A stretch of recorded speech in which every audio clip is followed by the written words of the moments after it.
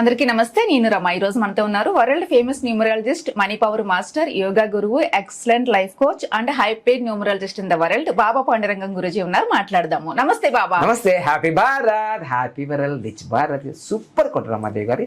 ఏంటి నీ ధర్మ సందేహం?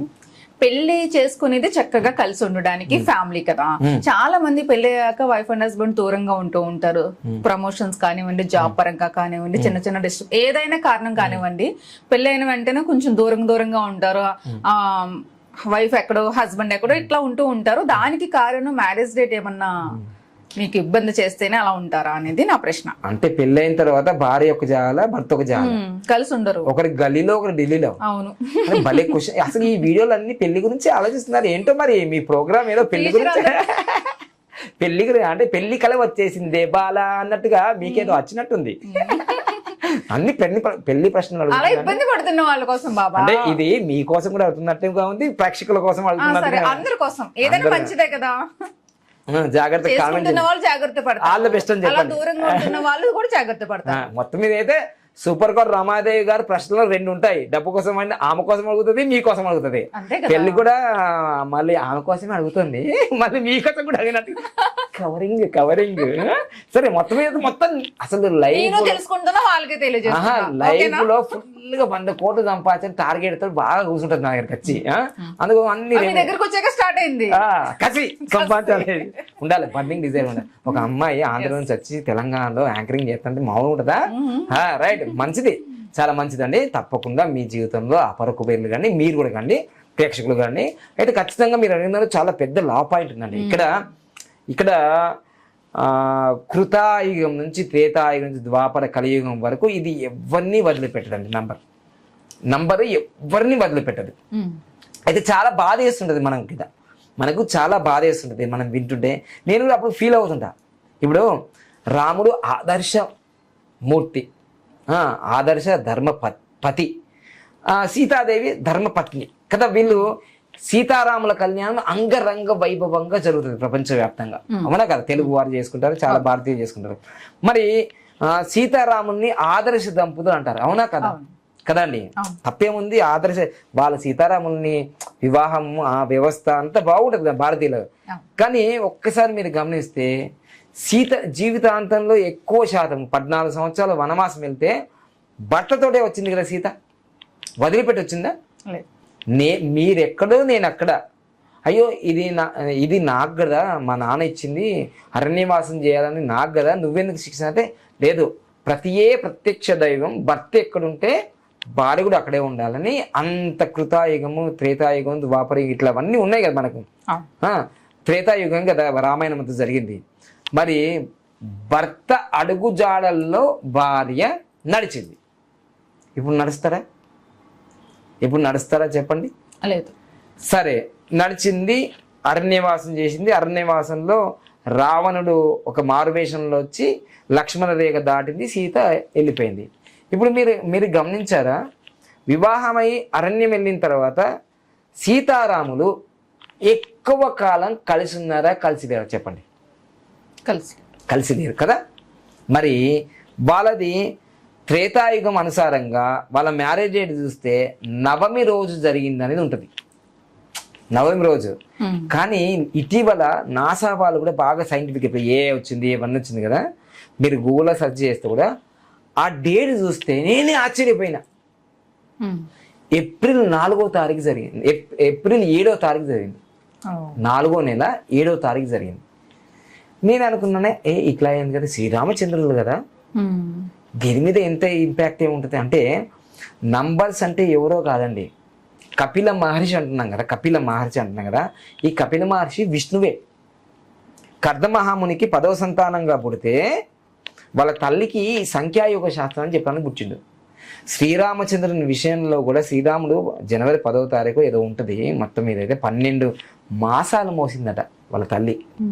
12 నెలలు. మనం 9 నెలల్లో వచ్చేసాం, మా బాబు 11 నెలలు. వాడు అంటుంటాడు అప్పుడు మా వైఫ్కి అంటుంటాడు, అమ్మ నన్ను కూడా 12 నెలలు మోయచ్చు కదా, ఎందుకు తొందరగా భూమి మీదకి తీసుకొచ్చావు అంటే, నాకేం తెలుసురా ఇవన్నీ. శ్రీరామచంద్రుడు 12 సంవత్సరాలు ఉన్నాడుగా అంటే పిల్లలు జింజీ కదా, వాళ్ళు ఏమేమో క్వశ్చన్లు అడిగితే మనకు ఆన్సర్ ఇస్తావు. అలా ఇప్పుడు నేను టాపిక్ డైవర్ట్ చేయట్లేదు, ఉన్న విషయం చెప్తున్నా. ఏంటంటే శ్రీరామచంద్రుడు 12 నెలలు గర్భంలో ఉండి ప్రపంచానికి ఆదర్శ రాజు, ఆదర్శ భర్త అయిన వాళ్ళ జీవితంలో భర్త ఒక చోట, భార్య ఒక చోట, రామాయణం అంతా ఒక చాలా బాధేస్తుంది చూస్తుంటే. కానీ పాత్రలు చాలా బ్రహ్మాండంగా అసలు జీవించినారు కదా అలా. రియాలిటీగా జరిగింది అదంతా. అయితే ఎక్కడ సంతోషం ఉంది వాళ్ళకి? పుట్టిన లవకుశలు తండ్రి ఎవరో తెలియదు. తెలిసిన తర్వాత వాళ్ళు తండ్రితో యుద్ధం చేస్తారు. అర్థమైందా? సీతాదేవి నన్ను ఇంత అంటే చాకలి వాడు అవమానిస్తే అగ్ని పరీక్ష పెట్టాడు రాముడు. అవునా? అంటే రాముని జీవితం అంతా కుటుంబం కోసం కాకుండా రాజ్యం కోసమే త్యాగం చేశాడు. సో ఈ సిచ్యువేషన్లో నీ జీవితంలో కూడా 7వ తారీఖు, 16వ తారీఖు, 25వ తారీఖు వివాహం జరిగితే భర్త ఒక చోట, భార్య ఒక చోట ఉంటున్నారో లేదో చెక్ చేసుకో ఫస్ట్. అరే ఎందుకు నా జీవితం 1 కోటి రూపాయలు 2 కోట్లతో ఖర్చు పెట్టాడు, మా నాన్న ఇంత అంగరంగ వైభవం చేసుకుంటే నేను లండన్లో ఉన్నాను, ఈయనేమో అమెరికాలో ఉన్నాడు. వీళ్ళు ఎప్పుడు 6 నెలలకు ఒకసారి కలుస్తారు. ఆయనకి టైం ఉంటే ఈమెకు ఉండదు, ఈమెకు టైం ఉండదు. లేదు ఈమె గల్లీలో ఉంటే ఆయన ఢిల్లీలో ఉంటాడు. అసలు ఇట్లాంటి కేసులు బోల్డ్ నచ్చాయి నాకు. ఇప్పుడు ఆన్లైన్లో ఎన్నో అపాయింట్మెంట్ జరుగుతున్నాయి కదా. సో వీటికి కారణం ఏంటంటే మీ మ్యారేజ్ డేటు 7, 16, 25 లేదా నెల, తేదీ, సంవత్సరం మొత్తం గుర్తు కూడా 7, 16, 25 వచ్చిన వైరాగ్యం ఉంటుంది ఈ మ్యారేజ్ డేట్లో. వైరాగ్యం అంటే భార్య భర్తలు చిలుక గోరింకల్లా, చిలుకలు చిలుకలే, గోరింకలు గోరింకలే, పావురాలు పావురాలే, కాకులు కాకులే, ఇవి కలుస్తాయి. వీళ్ళు మాత్రం కలవరు. నేను భయపడిస్తలే, ఇది నిజం, చెక్ చేసుకో. మీకు అలా ఉంటే కామెంట్ రూపంలో చేయండి. నాకు అలా లేదు, నువ్వు గడ్డి తింటున్నావా, పెడ తింటున్నావా, ఇలా అంటే బండబోతుంది కదా. నువ్వు చూసుకో, చెక్ చేసుకో. ఇట్లా హృదయం మీద చేసుకొని చెప్పు. అరే శ్రీరామచంద్రులకే జరిగింది, మీకెందుకు జరగదండి? కలియుగ ప్రత్యక్ష దైవమైన శ్రీ వెంకటేశ్వర స్వామి ముందు రూపాలే కదా శ్రీరామచంద్రుడి రూపం. మరి ఆయన అసలు దేవుడు మానవ రూపంలో వచ్చి బాధలు అనుభవించాడు. దేవుడే, విష్ణువే మానవ రూపంలో వచ్చి బాధలు అనుభవించాడు. మీకు తెలిస్తే రీసెర్చ్ చేయండి. నవమి రోజు జరిగిందైతే పక్కగా, నవమి అంటే 9గా, 9, 18, 27వ తారీఖులో పెళ్లి జరిగిన వాళ్ళకి 100%లో 50% అబ్బాయిలే పుడతారు. మరి లవకుశలు పుట్టారా లేదా అమ్మాయి పుట్టారా శ్రీరామచంద్రుడికి? లవకుశల చరిత్ర ఉందిగా. నేను తప్పు చెప్తున్నా కాదు కదా. సో అందుకోసం నేను చెప్తున్నా, శ్రీరామచంద్రుడే అంత కష్టాలు పడ్డది, సీతాదేవి అంత కష్టపడ్డది. లాస్ట్ చివరిలో యుద్ధం జరిగిన తర్వాత భూదేవి వచ్చి సీతమ్మని తీసుకుపోయింది. ఎక్కడ సుఖపడ్డాడయా నా రాముడు ఎక్కడ సుఖపడ్డాడు? రాజ్యం కోసమే కదా అంత త్యాగం చేశాడు. భార్యను త్యాగం చేశాడు, పిల్లలను త్యాగం చేశాడు, జీవితం సర్వస్వం త్యాగం చేశాడు. అమ్మ నాన్న ఆ మాట కోసం అసలు రాజ్యాన్ని వదిలిపెట్టి కట్టుబట్టలతో అడవికి వెళ్ళాడుగా. నా రాముని జీవితం ఎంత బాధాకరం చూడండి. ఈ లోకంలో ఎవడు బాధపడలేడయ్యా నా రాముని. ఆ పాట ఉంది కదా, అందరి బంధువయ్యా అయోధ్య రామయ్యా అని పాట ఉందా లేదా? నా రాముడు పడ్డంత కష్టం ఏ రాజు పడ్డాడు? ఎవ్వడు వల్లేడు ప్రపంచంలో. అంటే అంత పర్ఫెక్ట్గా వేదిక నియమాలు చెప్తుంది. ఈ మాట్లాడుతున్న నాకు కళ్ళలో నీళ్ళు వస్తున్నాయి. అట్లాంటి నా జీవితంలో కూడా జరిగింది. అందుకోసం చెప్తున్నా కదా, రాముని వివాహము 7 తారీఖులో జరిగినందుకే గిట్టయితే రాముడు దేవుడయ్యా. దేవుడు, సీతాదేవి, లక్ష్మీదేవి, వాళ్ళకే తప్పలేవు తిప్పలు. మనం సామాన్యం, మన ఎమ్మెల్యేగా, సీఎంగా, పిఎంగా ఏం కాదు. అలాంటప్పుడు ఎట్లా అవుతుంది? అందుకోసమే నేను లైవ్ ఎగ్జాంపుల్ చెప్పబోతున్నాను. ఫిబ్రవరి 25వ తారీఖు 1968వ తారీఖు రాజీవ్ గాంధీ గారికి అయితే 7, 16, 25 అన్నాను కదా, 25వ తారీఖులో జరిగిన రాజీవ్ గాంధీ గారి పరిస్థితి ఏమైంది? ఇట్లాంటి నేను భయపెట్టడం కాదు, రియల్ చరిత్ర చెప్తున్నా. ఫిబ్రవరి 25వ తారీఖు 1968లో రాజీవ్ గాంధీ గారికి, సోనియా గాంధీ గారికి వివాహం జరిగితే రాజీవ్ గాంధీ ఇప్పుడు ఉన్నాడా అని అడుగుతున్నా నేను. కళ్ళు కనిపిస్తలేవా? నన్ను మీరు తిడతారేమో. చనిపోయినారా లేదా? 1991లో మే 21వ తారీఖు మానవ బాముతో. ఈ డేట్లలో జరిగితే 7, 16, 25వ తారీఖువే దూరమని ఉంటారు. వైదవ్యం అంటే భర్త చనిపోవడమో భార్య చనిపోవడమో ఉంటుంది. నా కోసం చెప్తలే, మీకోసం చెప్తున్నా. అంతదాకెందుకు? నేను నాకు పార్టీలు కాదు, ప్రాంతం కాదు, కులాలు కాదు, మతాలు కాదు. కాంగ్రెస్ పార్టీ గురించి చెప్తున్నారు అనుకోకండి. లాల్ బహదూర్ శాస్త్రి గారు కూడా కాంగ్రెస్ పార్టీ కదా. ఆయన మ్యారేజ్ డేట్ కూడా 16వ తారీఖు జరిగింది, గూగుల్ సెర్చ్ చేయండి మీరు. ఆయనకు తష్కంట్లో విషం పెట్టి చంపిందా లేదా? భర్త చనిపోయిండు అక్కడ, ఇక్కడ భర్త చనిపోయినాడు. వైదవ్యం కావాలని మీరు కోరి ఈ డేట్లో పెట్టుకుంటున్నారా? పాపం పంతులు గారు ఏం చేస్తారు? నేను మళ్ళీ చెప్తున్నా, పంతులు గారి తప్పు లేదు, పంతులు గారి తప్పు లేదు, పంతులు గారి తప్పు లేదు. 3 సార్లు చెప్తున్నా. పురోహితులు వాళ్ళు బాగుపరచడానికే ఉన్నారు మనకి. పాపం వాళ్ళకి డేట్ల గురించి తెలియదు.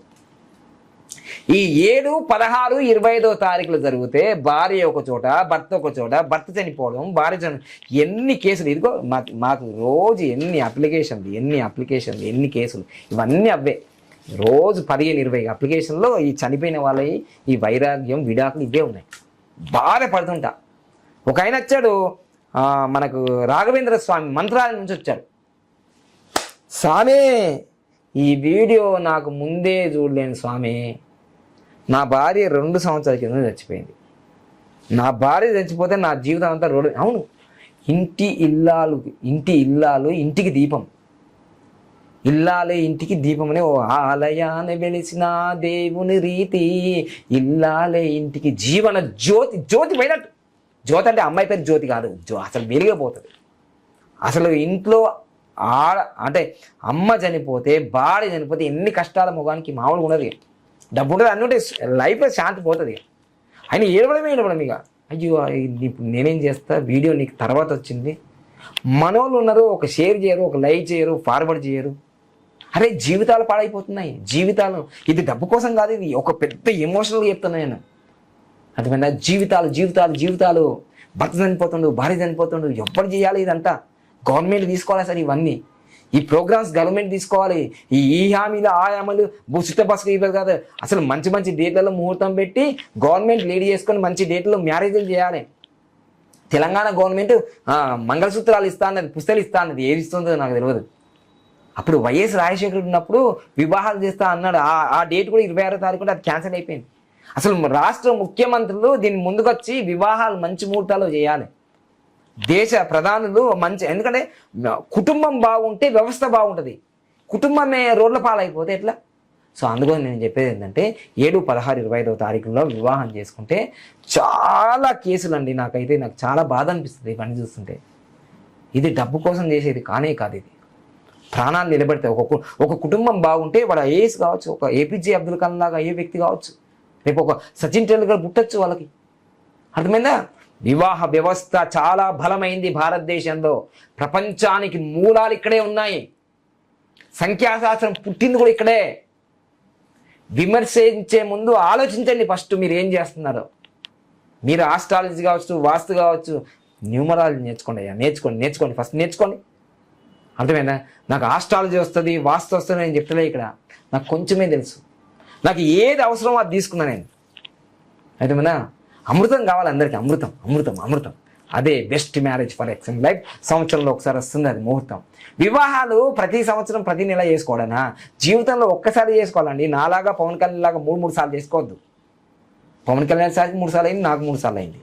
ఒకసారి నాకు విజయవాడలో అయింది, ఒకసారి హైదరాబాద్లో అయింది, ఒకసారి తిరుపతిలో అయింది. అర్థమైందా? మీరు నాలాగా చేసుకోవద్దనే ఈ తాపత్రయం, ఈ ఎమోషనల్, ఇది డ్రామా కాదు, ఇది రియాలిటీ, రియల్ స్టోరీ. ఓకేనా? మీరు కూడా బెస్ట్ మ్యారేజ్ ఫర్ ఎక్సెంట్ లైఫ్ ఈ 2026 ఆగస్టు 19వ తారీఖు జరుగుతుంది. ఖచ్చితంగా ఇది కనుముప్పి కావాలి మీకు. ప్రమాదాలు కొని తెచ్చుకోకండి. నేను చెప్తున్నా, ఇలా నమస్కారం చేసి చెప్తున్నా. ఓకేనా? Thank you so much. ఇట్లా విడిపోకండి. అసలు విడాకుల రేట్లు ఎన్ని పెరిగిపోతున్నాయి కోట్లలో. అర్థమైనా? హ్యాపీగా ఉండండి. పెళ్ళంటే 100 ఏళ్ల పంట. హ్యాపీగా ఉండండి పిల్లలు పాపలతో.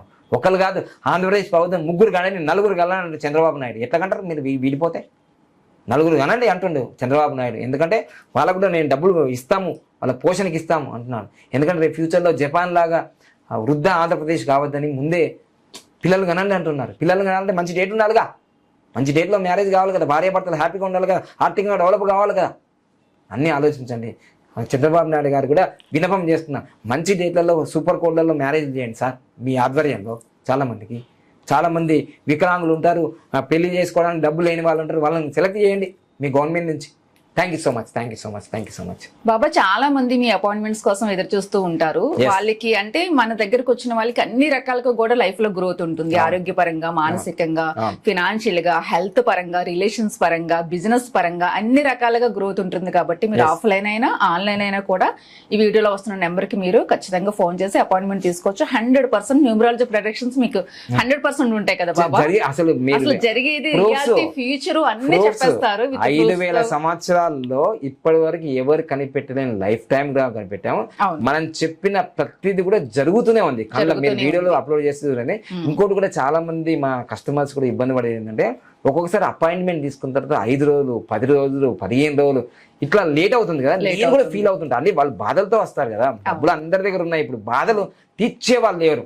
ఇప్పుడు నేను మా బాబు నుంచి అంటే దాదాపు 15 రోజుల నుంచి ఒక మంచి గొప్ప సాఫ్ట్వేర్ తయారు చేసేసి జస్ట్ వాళ్ళకు 24 అవర్స్లో ప్రపంచవ్యాప్తంగా ఎక్కడున్నా సరే సర్వీస్ అందుబాటులో. అంటే రోజుకు నేను 5 మంది 10 మంది అంతకన్నా ఎక్కువ చూడను. ఇప్పుడు దాదాపుగా 100 మందికి కూడా మనం ఇచ్చే టైం నేను అరేంజ్ చేస్తున్నాను. త్వరలోనే నేను తిరుపతి దర్శనం వెళ్ళొచ్చిన తర్వాత డబ్బులు అందరి దగ్గర ఉంటున్నాయి కానీ ప్రాబ్లమ్స్ క్లియర్ చాలా తక్కువ మంది ఉన్నారు కాబట్టి చక్కగా మన బాబాని అందరూ కూడా వినియోగించుకోవచ్చు. ఆ సొల్యూషన్స్ చాలా ఫాస్ట్ గా ఇవ్వాలని ఒక ఆశ్చర్యమైన విషయం చెప్తా చూడండి. నిన్ననే జరిగిన ఒక సంఘటన. నేను తిరుపతి వెళ్తున్నా అనే విషయం స్టేటస్ చూసి వైజాగ్ నుంచి నరసింహ తేజ అనే ఒక అబ్బాయి, అసలు డేట్ ఆఫ్ బర్త్ బ్రహ్మాండంగా ఉంది. వాళ్ళ అమ్మగారు చెప్పారు, రే గురువు గారు దొరకడంట. అసలు 9వ తారీఖు నుంచి వైజాగ్ నుంచి ఫ్లైట్లో రావడానికి డబ్బులు లేవు ఆయనకి, ట్రైన్లో టికెట్స్ బుక్ కాలేవు. బైక్ తీసుకొని మార్నింగ్ స్టార్ట్ అయ్యాడండి నన్ను కలవడానికి. అసలు నేను మెగాస్టార్కు, పవన్ స్టార్కు, డార్లింగ్కే ఉంటారేమో అనుకున్నాను. నాకు ఫ్యాన్స్ ఫాలోయింగ్ నాకు కూడా ఉన్నారని అసలు నాకు అర్థం కావట్లేదు. 600 వైజాగ్ నాకు తెలిసి 600 కిలోమీటర్లు ఉంటా. మార్నింగ్ 4 గంటలకు మొదలయ్యి మధ్యాహ్నం 2 గంటల వరకు ఇక్కడ ఉన్నానండి. అసలు నేను ఆయన చేతి చూసి ఏంటంటే ఇట్లా రఫ్ అయిపోయి, మరి ఉదయం 4 గంటలకు మొదలయ్యానండి. అసలు ఎట్లుంటుంది అంటే దయచేసి మీ ఆరోగ్యం కూడా చూసుకోండి, మీ అమ్మ నాన్న మీరు బతకాలి. నేను మళ్ళీ మీరు ఇంటికి వెళ్ళిన తర్వాత మెసేజ్ చేయండి, మీరు క్షేమంగా చేయాలి అంటే నేను ఏమంటున్నానంటే అంత దూరం నుంచి పరిగెత్తి రాకండి. నేను ఇక్కడ వచ్చి మీరు అటెండ్ అయితే ఎంత డెడికేటెడ్గా మీకు సర్వీస్ ఇస్తానో ఆన్లైన్లో కూడా మీరు పొందొచ్చు. వాళ్ళకి ఏంటంటే ఒక పిచ్చి గురువు గారిని నేరుగా కలవాలి, బ్లెస్సింగ్ తీసుకోవాలి, గురువు గారితో ఒక సెల్ఫీ తీసుకోవాలి. ఇది అద్దు నాన్న, మీరు బాగుండాలి అంతే. మీరు బాగా ఉండి ఎక్కడి నుంచి అయినా నా అపాయింట్మెంట్ తీసుకోవచ్చు. మీరు అంత ప్రయోగాలు చేయకండి. 600 కిలోమీటర్లు అంటే ఏమైనా జరిగితే మళ్ళీ నాకే బ్యాడ్ నేమ్ కదా. 600 కిలోమీటర్ల నుంచి వచ్చి ఎక్కడైనా ఏమైనా జరిగితే.